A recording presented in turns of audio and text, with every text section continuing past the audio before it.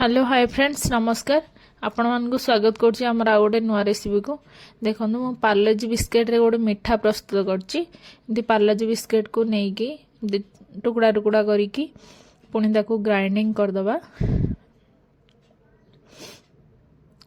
देखंतु ग्राइंडिंग हे गला परे क्षीर भी किछि बॉईल करथिबे गैस रे बॉईल करी ताऊ ठंडा करी रखिबे। एपट देखो पूरी बनैला बेले जमती खास्ता दियंती सेमिति खास्ता देबे टिके तेल देकी चकुड़ीबे टिके हाथ रे किछ समय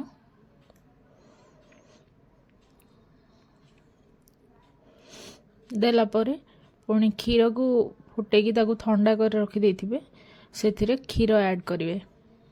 वीडियो भल लागिले लाइक शेयर सब्सक्राइब करिवे कमेंट रे निश्चय जणेबे वीडियो केमति लागिला पाखर थिबा बेल आइकन को क्लिक करिवे नुआ वीडियो नोटिफिकेशन आपन जल्दी जल्दी पहुंचबो।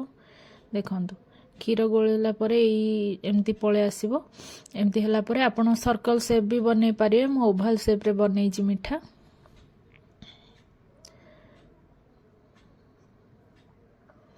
बिस्किट तो मीठा थाए सेथिरे चीनी दबा दरकार नाही।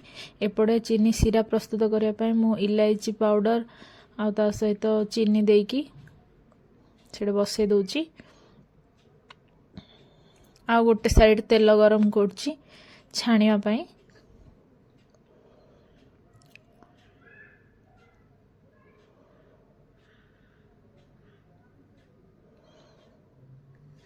वीडियो भल लागिले लाइक शेयर सब्सक्राइब करियो जम्मा ही भूलिबेनी। देखंतु आपण मानक गोटे गोटे लाइक आ गोटे गोटे सब्सक्राइब हमको मोटिवेट करियो नुआ नुआ वीडियो बनाया पई। देखंतु सीरा भी हे गला एपटे पड़ो छाणी के भी पके दबा सीरा भितरे।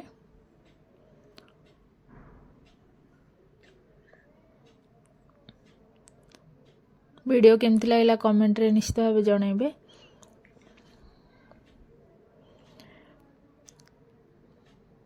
देखंतु से सीराडा पके की रखी देबे से सोक करिवो धीरे धीरे। वीडियो भल लगे लाइक शेयर सब्सक्राइब करियो जमा भूलिबेनी पाखर थिया बेल आइकन को क्लिक करियो ताकि नवा वीडियो नोटिफिकेशन आपन जल्दी पहुंचीबो। देखंतु केते सुंदर बनिची। Do like share subscribe thank you.